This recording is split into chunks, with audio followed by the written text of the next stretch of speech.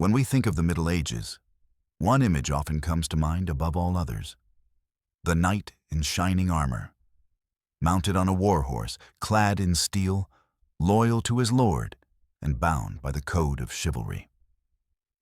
But behind the romantic image lies a complex story. Who were the knights? How did they live? And what did it really mean to walk the path of knighthood? Let us step back in time and follow the life of a medieval knight, from childhood to battlefield glory. The journey to knighthood began not on the battlefield, but in childhood. Knights did not simply appear fully armed. They were trained for years. A boy born into a noble family might begin his training as early as 7 years old. At this age, he would leave his home and enter the household of a lord, often as a page. As a page, the boy learned the basics of noble life. He was taught manners, religion, and the duties of loyalty and service. He assisted the lady of the house, carried messages, served at the table, and learned to ride horses. But he also began physical training, running, wrestling, hunting, and practicing with wooden weapons.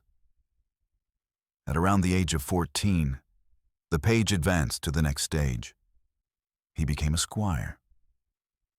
As a squire, he now served a knight directly. He cared for his master's armor and weapons, tended to his horses, and accompanied him to tournaments and battles. But most importantly, he trained constantly. Sword fighting, jousting, archery, and horsemanship became his daily routine. The squire was no longer a child. He was an apprentice warrior.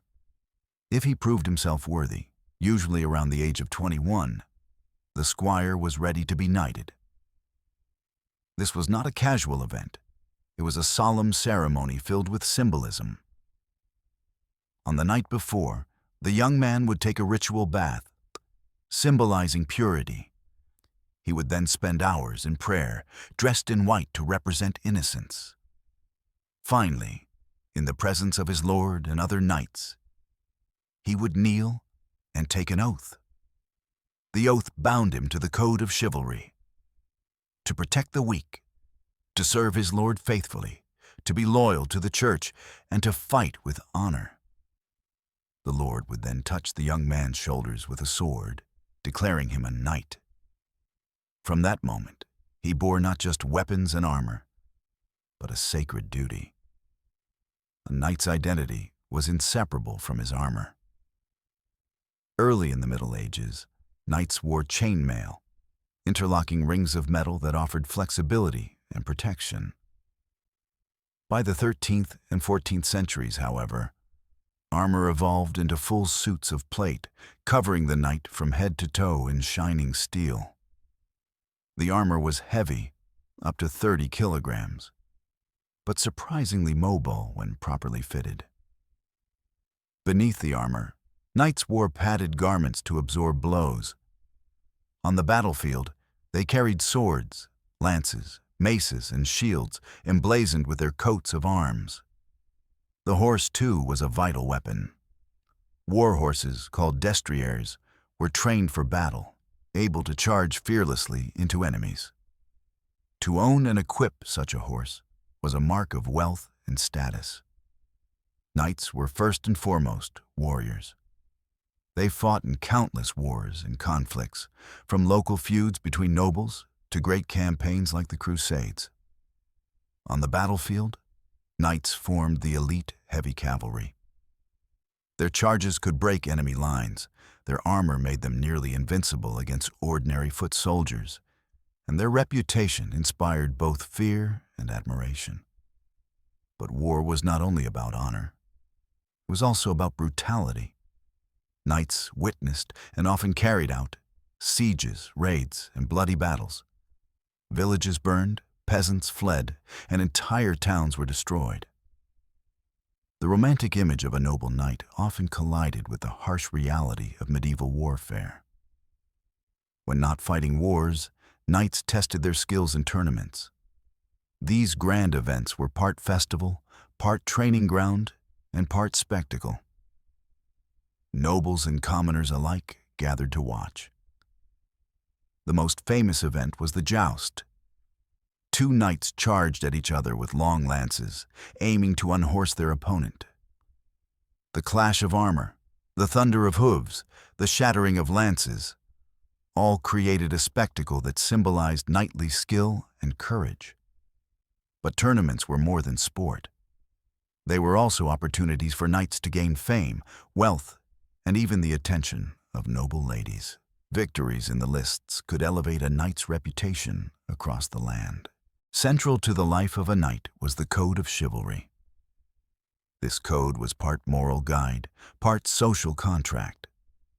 Knights were expected to be brave in battle, loyal to their lord, protective of the weak, respectful to women, and faithful to the church. Of course, reality did not always match the ideal. Many knights were ruthless, greedy, or violent. Yet the idea of chivalry shaped literature, poetry, and culture. Tales of King Arthur and the Knights of the Round Table, or of crusading heroes, created the image of the knight as a figure of honor and romance. By the late Middle Ages, the age of the knight began to fade.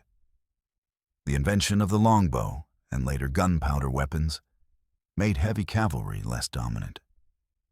Battles like Agincourt in 1415 showed that disciplined infantry with longbows could devastate even the most powerful knights.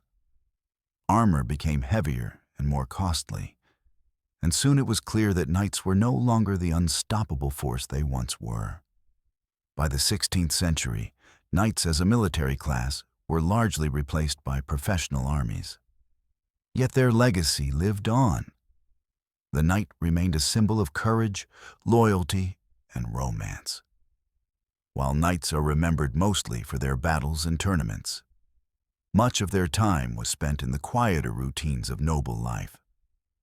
When not at war, they managed estates, oversaw peasants who worked the land, and acted as protectors of local communities.